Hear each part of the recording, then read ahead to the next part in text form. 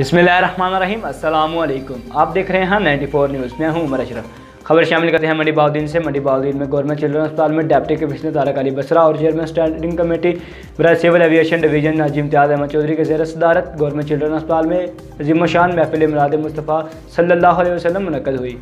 मज़ीद जानते हैं अपने नुमाइंदे अंसर जावेद अंजम से। हाजी अंसर जावेद की तफसीलात के मुताबिक मंडी बहाउद्दीन गवर्नमेंट चिल्ड्रन अस्पताल में हफ्ता शान रसालत के सिलसिला में महफिल मिलाद का इनेकाद हुआ। इस मौका पर deputy commissioner Tariq Ali Basra, Haji Imtiaz Ahmed Chaudhry, chairman standing committee बराए civil aviation division, DPO Syed Ali Raza, सरकारी अफसरान, अस्पताल के डॉक्टर साहिबान, शहरियों ने शिरकत की। महफिल मिलाद में मारूफ नात ख़ां और नामवर उलमाए कराम भी मौजूद थे। तकरीब का आगाज़ बाकायदा तिलावत कुरान पाक से हुआ। महफिल मिलाद में मारूफ नात ख़ानों ने नबी करीम सल्लल्लाहु अलैहि वसल्लम की शान अक़दस में नात की शक्ल में गुलहाय अक़ीदत पेश किया।